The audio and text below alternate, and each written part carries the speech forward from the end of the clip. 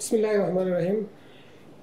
সাংবাদিক বন্ধুগণ, আসসালামু আলাইকুম। আমি আপনাদের সকলকে প্রথমে স্বাগত জানাচ্ছি এবং শুরুতেই আপনারা জানেন যে বিগত যে ডাকসু নির্বাচন ছিল সেখানে আমাদের সবার প্রিয় একজন সাংবাদিক তরিকুল ইসলাম শিবলি, যিনি ডাকসুর নির্বাচনকালীন সময়ের সংবাদ কালেকশন করার সময় হার্ট অ্যাটাকে বা স্ট্রোকে শাহাদাত বরণ করেন। আমরা শুরুতেই তার রুহের মাগফিরাত কামনা করি এবং তার সন্তপ্ত পরিবারের প্রতি সমবেদনা প্রকাশ করে আজকের এই সংবাদ সম্মেলন শুরু করছি। আমাদের র্যাব 11 কর্তৃক আয়োজিত আজকের সংবাদ সম্মেলনে মূলত দুটি ঘটনাকে নিয়ে, একটি কুমিল্লার এবং একটি মুন্সিগঞ্জে। কুমিল্লায় আপনারা জানেন যে গত কয়েকদিনে বেশ কয়েকটা ক্লুলেস মার্ডার হয়েছে, যার বেশ কয়েকটারই রহস্য আমরা উদ্ঘাটন করেছি। এর মধ্যে একটি চাঞ্চল্যকর হত্যাকাণ্ড ছিল যে গত 10ই সেপ্টেম্বর কুমিল্লার লালমাই এলাকায় রেল লাইনের পাশে একটি অজ্ঞাত ব্যক্তির মরদেহ এলাকাবাসী দেখে সেটা লালমাই যে রেলওয়ে থানা আছে তাদেরকে অবগত করে এবং পরবর্তীতে সেখানে রেলওয়ে থানার পুলিশ কর্তৃক সেই মরদেহটি উদ্ধার করে কুমিল্লা মেডিকেল কলেজে তার ময়নাতদন্ত সম্পন্ন করা হয় এবং পরবর্তীতে তাকে শনাক্ত করা হয়। এবং 11ই সেপ্টেম্বর ভিকটিমের ওয়াইফ কর্তৃক একটি মামলা দায়ের করা হয় এবং তারপর থেকে আমরা আমাদের কার্যক্রম শুরু করি এবং এই যে ক্লুলেস হত্যার রহস্য উদ্ঘাটন করার জন্য আমরা চেষ্টা করতে থাকি। এবং তারই প্রেক্ষিতে গতকাল আমরা প্রথমে এই যে ভিকটিম, যিনি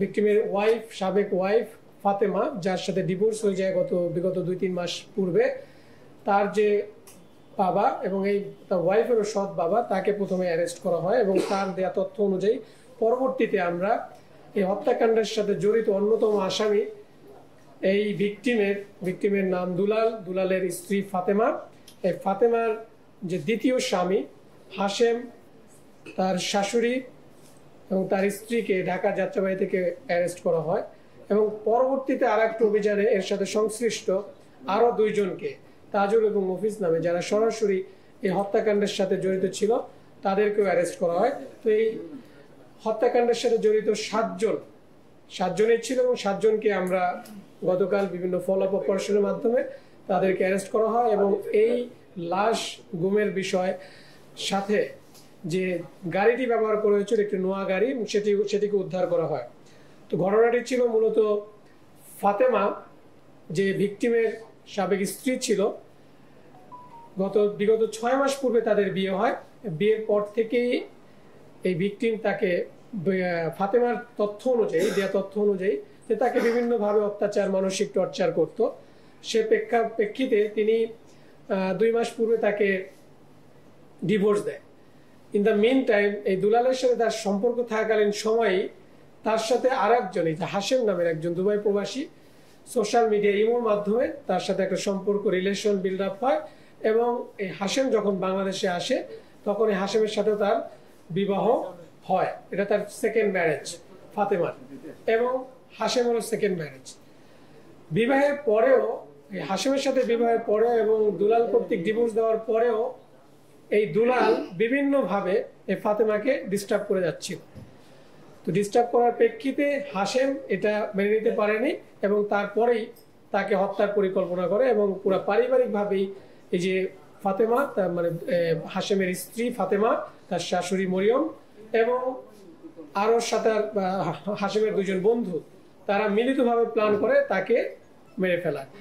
সে লক্ষ্যেই গত 10ই সেপ্টেম্বর যখন এই ফাতেমার বাসায় যায় দুলাল ভিকটিম, তখন আগে থেকে পরিকল্পিত ছিল যে তাকে ঘুমের ওষুধ খাইয়ে তাকে অচেতন করা হবে এবং সে লক্ষ্যে এই ভিকটিমের হাশেমের স্ত্রী ফাতেমা তাকে 4টি শরবতের মধ্যে 4টি ঘুমের ওষুধ খেয়ে তাকে অচেতন করে ফেলে। পরবর্তীতে হাশেম এবং তার বন্ধুরা ওই ঘরের মধ্যে প্রবেশ করে এবং তাকে শ্বাসরোধ করে হত্যা করে। এই হত্যার সাথে সংশ্লিষ্ট যে 7 জন ছিল, আমি অলরেডি তাদের কথা বলেছি এবং প্রত্যেককেই অ্যারেস্ট করা হয়েছে এবং তাদের বিরুদ্ধে আইনানুগ ব্যবস্থা প্রক্রিয়াধীন রয়েছে এবং তাদের নামে মামলাও হয়েছে।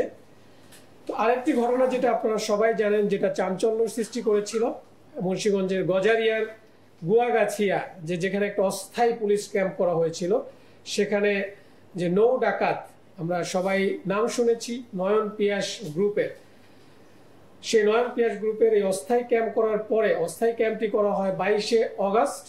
এখানে তারা এই ক্যাম্পের উপরে হামলা করে 25শে অগস্ট, এবং খুব দুর্ধর্ষভাবে, খুব বাজেভাবে পুলিশ ক্যাম্পের উপরে তারা হামলা করে, এবং তার প্রেক্ষিতেই আমরা কার্যক্রম শুরু করি।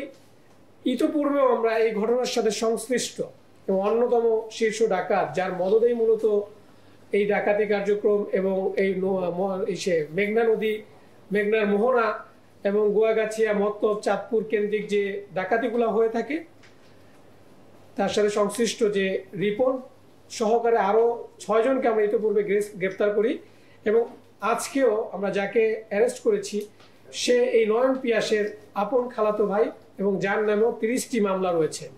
তিনিও এই ডাকাতি বা এই চাঁদাবাজির সাথে সরাসরি যুক্ত, এবং এখানে মূলত এই যে ঘটনাটা, ডাকাতি বা যে ঘটনাগুলো ঘটে থাকে, এর মেইন উদ্দেশ্য হচ্ছে বালুমহল, বালু উত্তোলন এবং নৌ ডাকাতি, এবং এই মেঘনা নদী কেন্দ্রিক যে সকল জাহাজ বা ট্রলার বা নৌকা যেগুলো চলাচল করে, তাদের কাছ থেকে বিভিন্ন অ্যামাউন্টের 200 থেকে 1000 টাকা পরিমাণ চাঁদা পার নৌকা তারা দিয়ে থাকে, এবং আধিপত্য বিস্তার কেন্দ্রিক এখানে বিভিন্ন গ্রুপের সাথে সংঘর্ষের সৃষ্টি হয়। তো পরবর্তীতে যখন এই ঘটনা এই জায়গায় শান্তি শৃঙ্খলা ফিরিয়ে আনার জন্য বাংলাদেশ পুলিশ কর্তৃক যখন একটা অস্থায়ী ক্যাম্প করা হয়, সেটাও তারা মেনে নিতে পারেনি। তার প্রেক্ষিতেই এখানে কিন্তু এই পুলিশ ক্যাম্পের উপরে হামলা করে, এবং এর সাথে এটা একটা মামলা হয়। মামলায় প্রায় 20 জনের নামে 20 জন এবং আরো প্রায় 10 থেকে 15 জনের নামে অজ্ঞাতনামা হিসেবে মামলা করা হয়। সেই মামলার অলরেডি আমরা 7 জন অন্যতম আসামি, যাদের প্রত্যেকের নামে প্রায় 30টা 25টা করে, মানে 20-এর অধিক মামলা রয়েছে। আজকে যাকে আমরা গ্রেপ্তার করেছি তাকে একটি অস্ত্র এবং তার যে আস্তানা থেকে বিপুল সংখ্যক ম্যাপ, যে তার এরিয়াটা কোন এরিয়ায় তার আধিপত্য বিস্তার করবে, কার এরিয়া, এই দলের এরিয়াটা কোনটা, সেরকম ম্যাপ, তারপরে আমরা টাকা গোনার মেশিন এবং আরো বেশ কিছু আলামত সহকারে তাকে আইনের আওতায় আনা হয়, এবং এর বিরুদ্ধেও আমাদের পরবর্তী যে আইনানুগ যে ব্যবস্থা সেটা প্রক্রিয়াধীন রয়েছে। এই ছিল আমাদের দুটি ঘটনার মোট কথা।